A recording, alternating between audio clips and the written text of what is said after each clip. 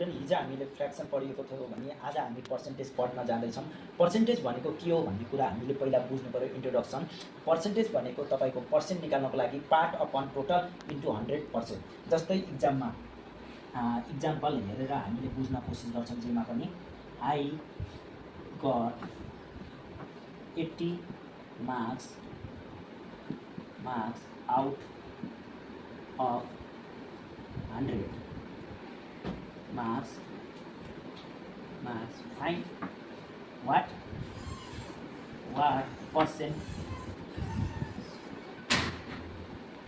percentage I got in exam.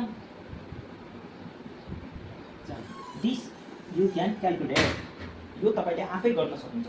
जस्तै तपाईको marks भनेको आउट अफ 100 भनेको 80 तपाईको पार्ट हो भनेको यसको सोलुसन तपाईले यसरी हेर्न सक्नुहुन्छ। सोलुसन पार्ट तपाईले पाएको आउट अफ 100 मा कति पार्ट हो? 80 मार्क्स। तपाईको पार्ट 80 मार्क्स भयो अनि टोटल तपाईको कति हो? टोटल तपाईको 100 मार्क्स हो मार्क्स। अनि तपाईले यसलाई percentage of my marks is equal to part upon total into 100%। यसरी तपाईले निकाल्न सक्नुहुन्छ इक्जाममा। अब पार्ट भनेको तपाईको 80 छ, अपन 100 भयो इन्टु 100%। यो 100 भएको भएर सजिलो भयो, 100 क्यान्सल भयो अनि तपाईको 80%।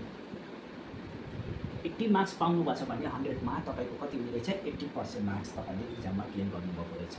अब तपाईको यसको क्वेशनहरुमा तपाईको क्वेशनहरु इक्जाममा कसरी आउँछ भन्दाखेरि सिम्पल क्वेशनहरु यसरी आउँछ। क्वेशन नम्बर 1 मा अब तपाईले यसको डेफिनेसन आफै पनि लेख्न सक्नुहुन्छ।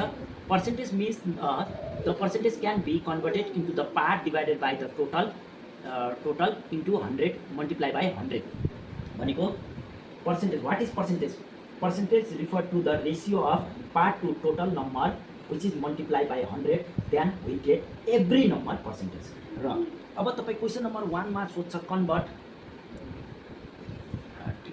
Following fraction